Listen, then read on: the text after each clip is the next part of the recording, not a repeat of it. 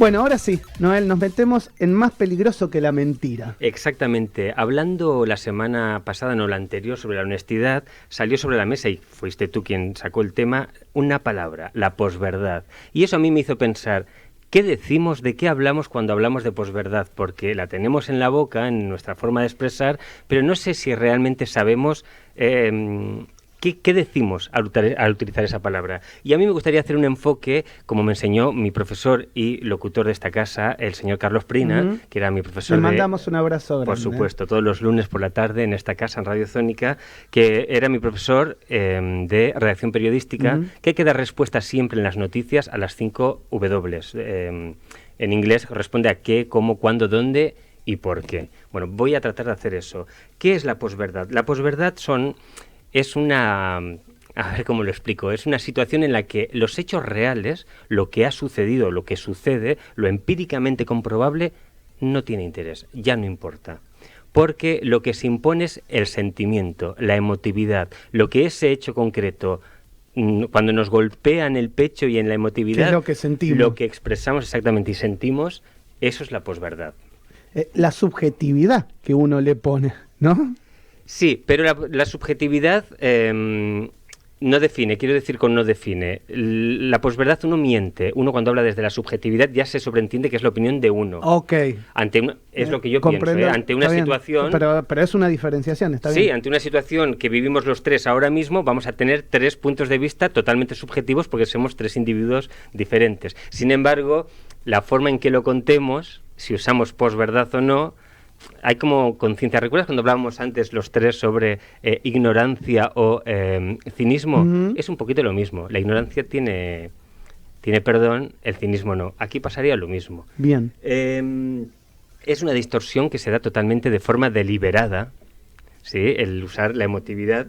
Y paso al cuándo. Esto surgió todo en la década de los 90, cuando sale un término que tiene la misma raíz, que es posmodernismo, para hablar de todo lo que pasó a partir del modernismo, lo que ya no es modernismo, pero hay un submensaje debajo que es, con este término que traía, que era ya no hay valores fijos, ya no hay verdades absolutas, ya no hay algo a lo que agarrarse porque la verdad está puesta, siempre en duda. Claro, está totalmente puesta en duda y peor todavía, como veremos más adelante. Esto ha provocado que, como decía, no haya principios últimos y que la realidad quede absolutamente fragmentada, porque ya no hay hechos, solo hay la interpretación de esos hechos, y eso es gravísimo. Claro, no hay hechos objetivos, es esto y esto. Rectifico, sí hay, pero ya no importan. Exacto. Lo importante es como yo lo siento. Exacto. Que es además una forma muy civilina, de conectar con el electorado, pero no me quiero anticipar. Vale. ¿Quién? Llegamos a la tercera W. ¿Quién? La posverdad se vincula a una técnica empleada en las campañas electorales. Fue muy conocida y los politólogos y analistas siempre la ponen como ejemplo la campaña que hizo Donald Trump durante su campaña electoral, en la que acusaba a los medios de comunicación de proporcionar fake news, noticias falsas, cuando éstas eran absolutamente demostrables. Cuando se demostró lo contrario, no importó, porque él, hablando desde su sentimiento, desde su emotividad, trató de conectar con los votantes a los que él quería conectar, y luego se comprobó que mentía. Da igual, porque no, ¿qué más me da? Si ya he conseguido la conexión emocional con esa gente, ¿no? Bueno, como decía, esto es el quién. Las mentiras ya se asumen como si fueran una verdad porque se sostienen, se utilizan para convencer a colectividades, forman parte del criterio de esa colectividad, la mentira, o la no verdad. O la no verdad, claro, porque uno no puede negar la emotividad, pero no hablamos desde la verdad, desde el hecho empírico, fáctico, comprobable. Hablamos de cómo nos repercute emocionalmente. Y esto se usa, como digo, en las campañas electorales para convencer, establecer vínculos emotivos con los futuros votantes o los sectores a los que se dirige. Ahora te voy a decir una cosa y hago un paréntesis en la columna. Está buenísimo lo que vos contás, porque aquel que es vivo, que es pillo, que piensa con nosotros la columna, se da cuenta que muchas veces cuando se coachea a los dirigentes políticos, la filosofía está metida al 100%. Estos temas que vos estás trayendo, que uno parece, no, che, pero ¿por qué hablamos de filosofía? Hablamos de filosofía porque estos temas no están traídos, digamos, como de la nada. En el coach, esto es muy importante. ¿Sí? Hablar de estos temas, conversar de estos temas e incorporárselo al dirigente político para que después, cuando tiene que hablar en público o cuando tiene que esbozar una idea, todo esto lo tenga presente. Es fundamental, Maxi, lo que estás diciendo, porque no es lo mismo que un empresario, vamos a salir del ramo político, ¿no? Un empresario que tiene que dar un mensaje a los obreros lo haga con traje, con corbata. No, si es a los obreros te sacas la corbata, te remangas la camisa y entonces hablas con ellos. Sin embargo, si es con directivos o con políticos para conseguir una subvención, vas con un traje. O sea, hay toda una... No, pero está buenísimo explicarlo y bajarlo allá. Es una realidad. Está es bien. Una realidad. Cerramos paréntesis. Sí, vamos a proseguir. Pero bueno, está muy bien la apreciación porque, claro, mucha gente se preguntará ¿qué tiene que ver esto con la filosofía? Absolutamente todo. Todo. Porque, bueno, como estudiante de filosofía, lo primero que aprendes es que todo tiene que ver con la filosofía. Exacto. Creo que es Mirta la que dice, todo tiene que ver con todo. Pero es verdad. Bueno, es así, en filosofía se da. Bueno, a ver, me he perdido un poco. Bueno, nada, eso, que se asumen como verdad mentiras. Y esto, al calar a la colectividad en la sociedad, es muy grave porque nos hace perder el norte, ¿sí? Y también es muy grave por una cuestión, y es que los usuarios, por culpa de las redes sociales y la cultura digital, ya no distinguimos qué es verdad y qué no. Es tal el caudal de información que recibimos por segundo a través... Que no la podemos ni chequear siquiera. Ahí voy. Que no tenemos tiempo de chequearlo, porque lo que ahora es noticia, en 5 segundos va a ser otra cosa.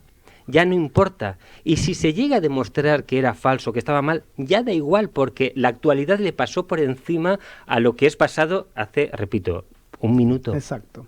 Bueno, Mira, ayer me pasó algo muy particular, que estábamos en la entrevista con Jorge Gentilini, Ajá. que era el legislador de la Ciudad de Buenos Aires, mandato cumplido, que estuvo, digamos, con UNEN, era uno de los líderes de la coalición de Elisa Carrió y Pino Solanas, y justamente decía, chicos, pasaron 10 años, no es que pasó una eternidad, uno piensa que pasó, no sé, 50 años, o sea, que fue, ponele el gobierno de Menem, que pasaron más, pasaron casi 30 años, no, fueron solo 10 años, pero el caudal de información es tan voraz, es tan rápido, que nosotros mismos perdemos la noción del tiempo. Ojo, es voraz, es vertiginoso, es un caudal enorme, pero nosotros también consumimos a la misma velocidad que recibimos. Exacto, porque podríamos perfectamente decir, no, paro un momento, tomo conciencia. No hacemos eso. No, nunca. Es que si no hubiera consumidores no se tendría ese ritmo, creo yo. Sí, yo creo que además la forma de vida que nos ha instaurado a modo intelectual las redes sociales, los dispositivos digitales, ya está como que, no sé, viene asumido. El otro día vino un matrimonio amigo a casa a cenar con la nena, con Francesca, y pasa así con el dedito en la pantalla de la... Tiene 1 año y medio, chicos, claro. Y pasaba con el dedito en la pantalla del televisor. Quiero decir, ya entiendo. Como que ya están incorporado todo lo que es la cultura, la inmediatez, el ya.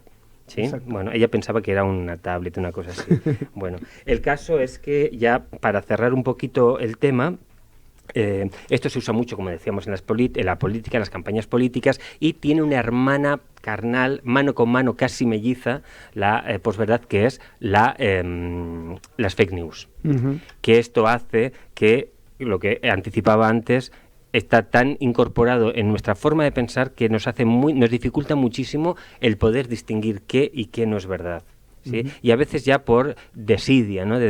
Me da igual si en 5 minutos esto... Ya uno como que presupone que esto en 5 minutos no va a ser noticia. Exacto. ¿Para qué chequear? Exacto. Y si se chequea y comprobamos que eso era falso, en ningún momento hay consecuencias hacia el político de turno. Pasó, ya está. Y sigue con su digna autoridad, pues haciendo lo mismo. Y ya, no sé, creo que deberíamos reparar, y ya cierro con esto. Bueno, primero un ejemplo claro de esta situación en política es lo que sucedió con el Brexit. Claro. Los brexistas usaron argumentos de estábamos pagando 350 millones de libras por semana a la Unión Europea, dinero que podríamos invertir en la sanidad pública. Lo que no contaban los brexistas al resto de los ingleses era que recibían tanto o más inyección por parte de Bruselas. Exacto. Algo que después reconocieron una vez terminó el referéndum los propios brexistas, o sea, los pro Brexit, que fue así, que ocultaron información. Y para terminar con esto, y es una pequeña reflexión y con ello llego al porqué, la quinta W o W, con este tipo de artimañas está en peligro no solo la democracia, sino las instituciones. Porque si asumimos que esto sucede, si somos conscientes de que se nos manipula con este tipo de falsas verdades, con este enmascaramiento que se le hace a la verdad, porque ya ni siquiera la verdad ya no compite con la mentira, compite con otras verdades. Exacto. Que te pones a pensar y dices, leches, por no decir otra cosa. Qué fuerte, sí, es así. Qué fuerte. Lo que pasa es que vamos a una velocidad que no nos permite nada. En fin, creo que deberíamos reflexionar sobre por qué seguimos permitiendo que esto pase. No, y cada uno de nosotros, en la medida del rol que nos toca y nos ocupa, en este caso nosotros estamos frente a un medio de comunicación que no es menor, la verdad siempre tiene que estar por delante. Siempre. Y que podemos equivocar. Siempre. Y que una cosa es equivocarte de buena leche y otra cosa es no decir la verdad.